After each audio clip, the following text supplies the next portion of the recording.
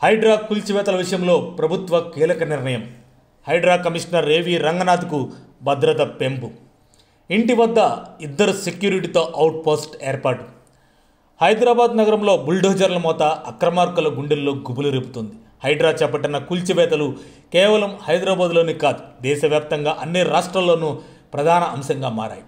ఈ అంశంలో భాగంగా సీఎం రేవంత్ రెడ్డి కీలక నిర్ణయం తీసుకున్నారు. హైడ్రా కమిషనర్ ఏవి రంగనాథ్కు భద్రత పెంచారు. వారి ఇంటి దగ్గర 2 సెక్యూరిటీతో కూడిన అవుట్ పోస్ట్ను ఏర్పాటు చేశారు.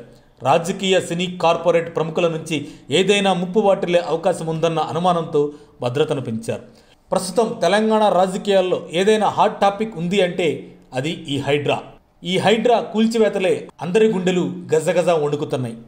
ఎఫ్టీఎల్ బఫర్ జోన్ పరిధిలో అక్రమంగా కబ్జా చేసి నిర్మించిన హోటల్స్, అపార్ట్మెంట్స్, కాలేజెస్ కట్టడాలను నిర్దాక్షిణ్యంగా కూల్చివేస్తున్నారు. అంతేకాకుండా రాజకీయ నాయకులు, సినీ ప్రముఖులకు సంబంధించిన ఫామ్ హౌసులు, ఫంక్షన్ హాళ్లు కూడా కూల్చేస్తూ సంచలనంగా మారారు హైడ్రా అధికారులు. అయితే ఎలాంటి రాజకీయ ఒత్తిళ్లు లొంగకుండా ధైర్యంగా అక్రమ కట్టడాలపై కొరడా జల్పిస్తూ హైడ్రా నడిపిస్తుంది మాత్రం సీనియర్ ఐపీఎస్ మరియు ఐజీ స్థాయి అధికారి ఏవి రంగనాథ్.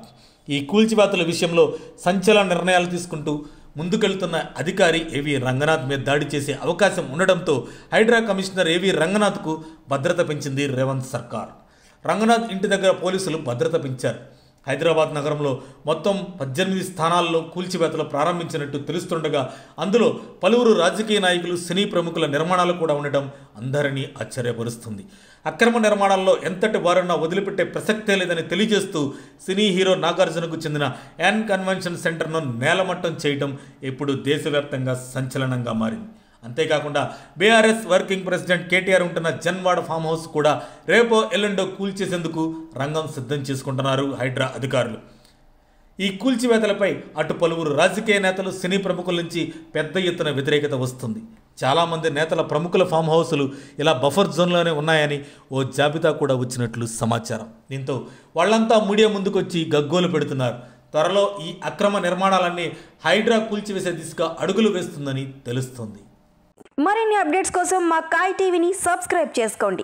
మా వీడియో కనుక మీకు నచ్చినట్లయితే లైక్ చేయండి, షేర్ చేయండి.